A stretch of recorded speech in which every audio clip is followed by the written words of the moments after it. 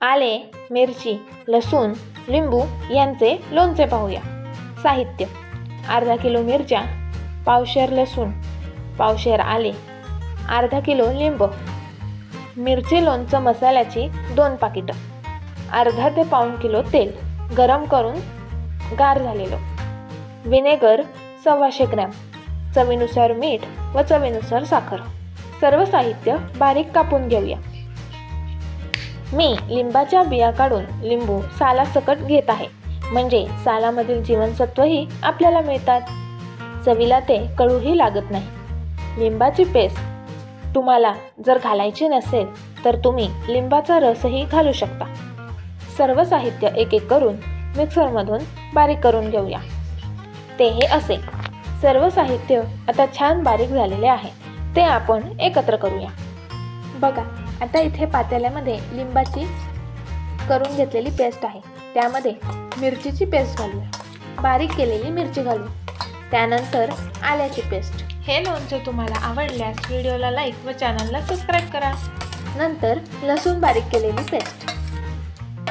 आता ह्यामध्ये चवीनुसार साखर घालूया. साधारण अर्धा डब्बा किंवा अर्धी वाटी साखर घातलेली आहे व चवीनुसार मीठ घालूया. तसे मीठ थोडे जास्तच ठेवायचे. त्याच्यानंतर मिरची लोणचं मसाला. आता ह्यामध्ये 125 ग्रॅम मी व्हिनेगर घालत आहे. सर्व जिन्नस आता छानपैकी एकत्र करून घेऊया.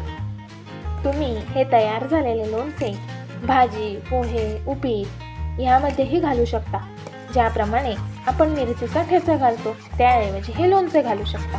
तसेच दह्यात मिक्स करून याचे तिखमिठलं बनवून ते पोळी किंवा भाकरीसोबत किंवा भातासोबतही खाऊ शकता. बघा, सर्व जिन्नस छान एकत्रित झालेले आहे. आता ह्यामध्ये जे गरम करून घेतलेले तेल आहे ते गार झाल्यावर ह्यामध्ये घालूया. आता हे लोणचे काचेच्या बरणीमध्ये भरण्याआधी काचेच्या बरणीत थोडेसे मीठ आणि थोडेसे व्हिनेगर घालून संपूर्ण बरणीमध्ये पसरून घेऊया. ते हे असे. आता ह्यामध्ये लोणचं भरूया.